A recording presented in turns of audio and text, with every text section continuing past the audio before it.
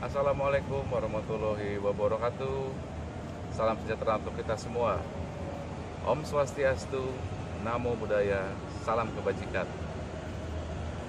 Shalom para penonton. Selamat datang kembali di channel kami, channel YouTube Pengacara Tanpa Tembok.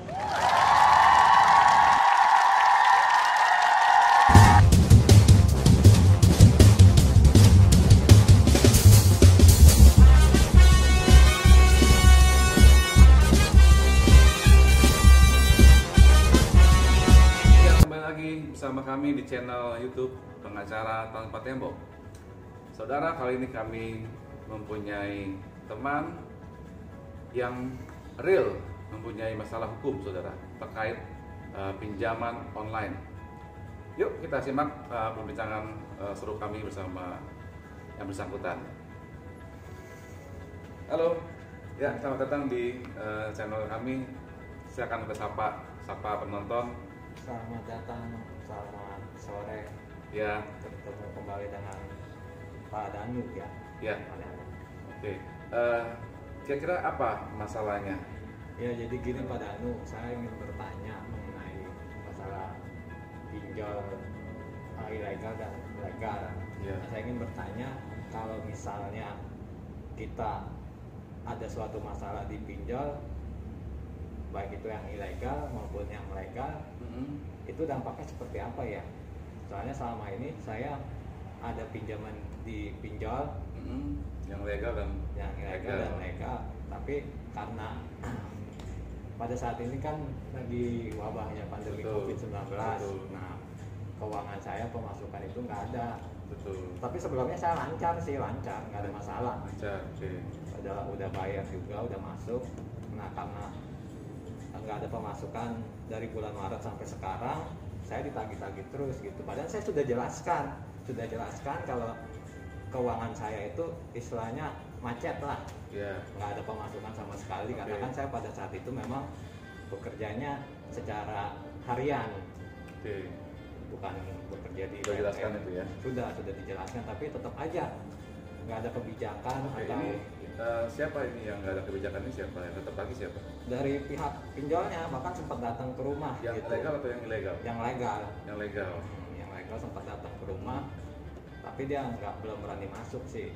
Padahal saya sudah jelaskan kalau saya pengen minta penundaan dulu gitu sampai situasi normal, baru nanti saya akan bertanggung jawab sepenuhnya gitu. Itu gimana Pak Danu menyikapinya? Ya oke. Pertama gini ya, kita bedakan dulu supaya pemirsa juga tahu bahwa ada dua jenis pinjaman online, yaitu legal dan ilegal. Betul. Yang legal ini tentunya terdaftar di OJK, yang diawasi oleh OJK.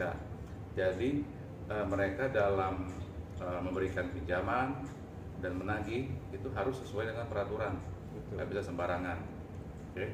Nah, tapi yang dikhawatirkan oleh masyarakat adalah pinjaman online yang ilegal, karena ilegal ini tidak terdaftar dan tidak terawasi. Jadi mereka bisa dengan seenaknya itu, yang seperti saya sering dengar juga, mereka ini sering mengambil data si nasabah, gitu kan. Nah, bahkan cenderung mempermalukan. Oke. Cuman berdasarkan himbauan dari OJK sendiri, penonton juga bisa cek informasinya di berita ya, bahwa dari OJK sendiri itu sudah menyampaikan kalau pinjaman terhadap pinjaman online yang ilegal, kalau terhadap pinjol yang ilegal itu nggak perlu dibayar, Kenapa? Karena dasar hukumnya tidak ada mereka, ya kan? Berarti ini kita clear ya? Clear yang ilegal ya, jadi nggak ada yang perlu ditakutkan. Cuman memang ya kalau sudah terjadi gitu ya, sudah diteror oleh pinjol ilegal dan sudah keburu disebar datanya, ya paling ya itu Anda harus tahan mental saja gitu. Itu kalau seperti itu, misalnya yang pinjol ilegal itu dia misalnya menyebarkan istilahnya kayak ancaman-ancaman, terus kan dia kan sudah nyedot data-data saya tuh di HP kayak gambar-gambar gitu kan, apa-apa. Terus misalnya dia sebarkan gitu ke kontak HP saya, itu apa saya bisa nuntut balik? Bisa. Apa saya hanya pasrah aja gitu? Bisa. Sebetulnya begini ya, sebetulnya sudah banyak laporan polisi yang dibuat oleh masyarakat terhadap pinjol ilegal sebetulnya ya. Dan banyak juga beberapa yang sudah ditahan oleh pihak kepolisian, ya kan. Cuman ternyata mereka ini cepat sekali menjamurnya. Jadi kalau OJK kan sanksinya itu adalah penutupan. Kalau kepolisian memproses pidananya. Nah, kita bicara misalnya OJK tutup aplikasi itu. Begitu ditutup, mereka bikin lagi banyak, ya kan. Jadi artinya nggak ada habis-habisnya. Perang melawan pinjol ilegal memang cukup sulit ya, tergantung will dari pemerintah juga. Nah, pemerintah juga harus mengerti kondisi masyarakat. Harusnya pemerintah bisa lebih aktif lagi gitu loh, menutup semua pinjol-pinjol yang ilegal itu, karena sudah merasakan. Oke. Lalu mengenai pinjol yang legal, pinjol yang legal ini juga bisa kita kategorikan menjadi dua, ya, yaitu pinjol yang pinjamannya ini berasal dari si perusahaan, ya kan, atau yang berasal dari masyarakat, itu namanya peer to peer lending, ya kan. Kalau yang berasal dari masyarakat, ya tentunya dia nggak terpengaruh dengan himbauan dari OJK, dari pemerintah, ya kan, yang dimana mengatakan bahwa saat pandemi seperti ini, kalau bisa dari pihak pinjaman itu memberikan keringanan kepada nasabahnya. Tetapi yang nggak bisa dipaksakan kalau itu dari sama masyarakat yang memberikan pinjaman, ya kan, karena pihak pinjol dalam hal itu hanya sebagai platformnya saja dia. Oke. Nah, tapi kalau misalnya si pinjolnya ini berbentuk perusahaan, ya, misalnya si pemberi pinjamannya ini langsung dari si perusahaan, maka kalau misalnya mendapatkan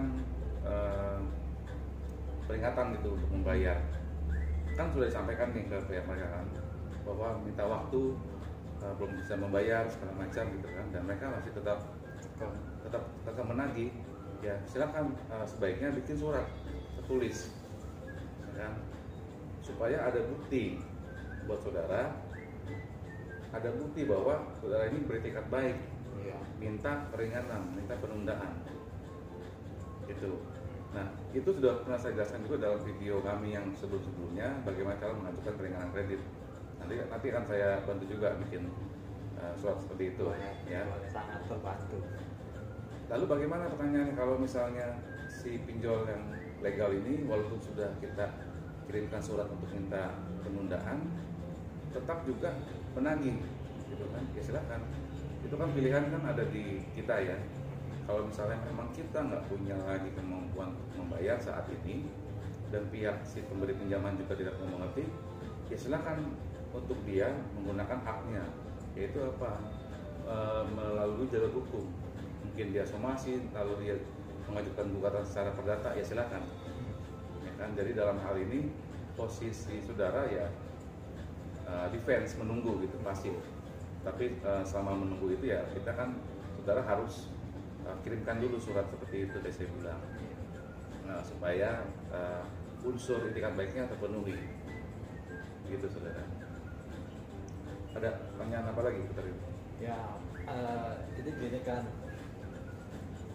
saya kan memang ada masalah juga di pinjol ilegal, di pinjol legal.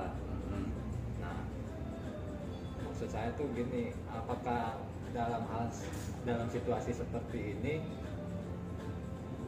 apa dia bakal misalnya tetap istilahnya kokoh terus melakukan penyitaan barang gitu di rumah, datang ke rumah melakukan penyitaan barang seperti itu, apakah mereka mampu atau boleh atau tidak? Ya, apa boleh atau tidak seperti itu. Saya kan nggak tahu perjanjiannya ya, perjanjian antara saudara dengan pinjol itu kan. Iya. Di perjanjiannya mesti ditagi. Waktu saudara meminjam itu kredit dengan agunan, dengan jaminan, atau kredit tanpa agunan? Tanpa agunan. Kalau tanpa agunan, kreditnya namanya flex. Itu aja sih judulnya. multiguna. Multiguna. Tapi tanpa agunan. Tanpa agunan, tanpa jaminan ataupun apapun gitu. Ya, dia nggak bisa sita. Nggak bisa sita. Sudah sita.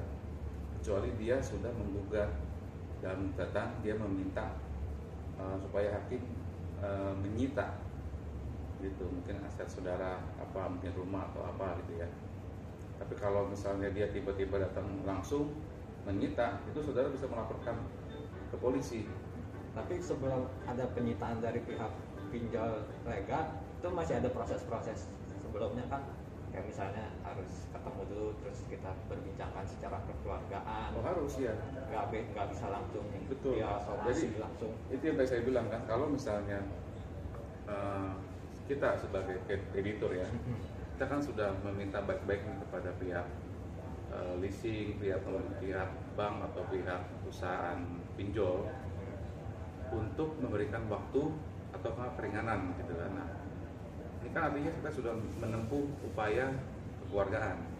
Tapi kalau mereka masih juga kekeh tetap menagih gitu kan, mereka nggak peduli dengan keadaan kita, bahkan mau sempat ngancem mau nyita-nyita gitu. Betul, ya silakan sampaikan kepada mereka, ya silakan Anda menggunakan hak Anda gitu kan, silakan gitu. Nah, tapi kalau mereka belum menggugat, maka nggak boleh sekali-sekali menyita. Nah, penyitaan itu hanya boleh dilakukan berdasarkan putusan pengadilan. Oh gitu. Itu atau dalam rangka tindak pidana ya. Contohnya seperti apa tindak pidana itu? Contoh misalnya begini, saat pertama kali saudara mengajukan kredit, ternyata data saudara ini itu palsu. Misalnya saudara ini berbohong kepada pihak bank atau pihak pinjol kan. Misalnya alamat saudara kaburkan gitu kan, asal saja saudara berbohong lah gitu ya. Nah itu kan adalah indikasi adanya perbuatan penipuan, tindak penipuan. Tapi kalau misalnya saudara sudah isi semuanya itu, form diisi dengan lengkap, dengan benar gitu kan, jujur, dan tapi pada saat bulan keberapa setelah perjanjian itu saudara nggak bisa bayar, itu menurut hemat saya bukan pidana. Jadi siapapun nggak bisa melaporkan saudara secara pidana ya dengan alasan utang piutang yang nggak dibayar gitu ya, nggak bisa itu kecuali si pelapor itu, kecuali si pihak pinjol bisa membuktikan adanya unsur pidana. Karena hati-hati, mereka memang punya hak untuk melaporkan saudara, tapi saudara juga punya hak untuk melaporkan mereka. Berarti debitur juga punya hak-hak juga ya, ada hak-hak. Betul. Dilindungi juga. Debitur dan kreditur berada di pihak yang sama, berposisi yang sama maksud saya. Jadi seimbang gitu kan. Bukan karena si kreditur ini perusahaan, kita butuh pinjaman, lalu dia harus lebih tinggi daripada si nasabah, nggak bisa begitu. Kreditur dan debitur posisinya seimbang, sama-sama membutuhkan, sama-sama diuntungkan gitu. Jadi nggak bisa si kreditur juga memaksakan kehendak gitu kan, berbuat seenaknya, mengancam gitu kan, menagih dengan pengancaman, menagih berulang-ulang sampai hari Minggu juga diteleponin jam 1 pagi misalnya, itu nggak boleh. Saya merasakan itu. Ya. Kalau seperti itu bisa dilaporkan. Gitu. Jadi setiap hari Senin sampai Minggu, dari mulai jam 7 pagi sampai jam 10 malam. Nggak bisa. Jadi pelajaran juga buat masyarakat, bila mengalami hal yang seperti ini, saudara bisa melaporkan. Laporkan, jangan diam saja. Kita bangun kebiasaan untuk berkontribusi hukum yang baik, saudara. Karena hal-hal seperti ini banyak ditemui, cuman banyak masyarakat yang enggan melaporkan. Iya, jadi saya sih waktu pertama kali dia nelpon, dari pertama, 2, 3, bahkan 5 kali saya tetap respon buat menanggapinya, dan saya sudah jelaskan ke mereka. Tapi tetap aja terus telepon terus begitu. Seperti itu. Ya betul, bisa dipahami ya, karena mereka memang mau menagih hutang kan. Iya. Betul. Cuman karena mereka ini terdaftar dan diawasi oleh OJK, mereka juga harus terdaftar juga di asosiasi. Kalau kita ngomong pinjol ya, mereka harus terdaftar di asosiasi perusahaan fintech, ya kan? Nah, mereka punya kode etik, gitu. Mereka dilarang itu. Kalau kode etiknya mereka langgar, kita bisa laporkan. Kita bisa laporkan. Laporkannya ke pihak OJK. OJK dan asosiasi. Ke fintech. Ya, asosiasi. Kalau salah namanya AFPI, kalau salah, Asosiasi Fintech Pendanaan Indonesia, kalau salah namanya AFPI, ya. Jadi bisa dilaporkan ke situ. Ya kan? Dugaan lapornya apa ya? Karena dugaannya perusahaan ini sudah melanggar kode etik. Yaitu apa? Berupaya membuat malu atau enggak menagih dengan cara mempermalukan misalnya, atau enggak meneror. Tiap hari nelpon orang untuk menagih utang, untuk meneror. Ya kan? Jadi si debitur ini nggak diberi kesempatan untuk berusaha gitu kan. Dia setiap hari malah diteror terus, ditelepon terus, itu meneror, itu nggak bisa. Ya, mudah-mudahan bisa bermanfaat ya. Ya, bermanfaat sih, sangat bermanfaat sekali. Ya, oke, terima kasih atas kajian di sini. Namanya sengaja saya rahasiakan, saudara. Tapi ini real, fakta yang terjadi di masyarakat. Kantor saya pun juga sering menerima keluhan dari masyarakat seperti ini, saudara. Bahkan LBH kami juga sering menerima laporan seperti ini dari masyarakat. Jadi buat masyarakat, teman-teman sekalian yang menonton video ini yang mengalami hal yang serupa, silakan sampaikan keluh kesah kalian di kolom komentar. Sampaikan juga semua kritik dan saran yang membangun supaya kita makin lebih baik lagi ke depannya. Demikian saudara, sampai di sini dulu video kali ini. Saya Daniel Danuprayogo undur diri dan sampai jumpa.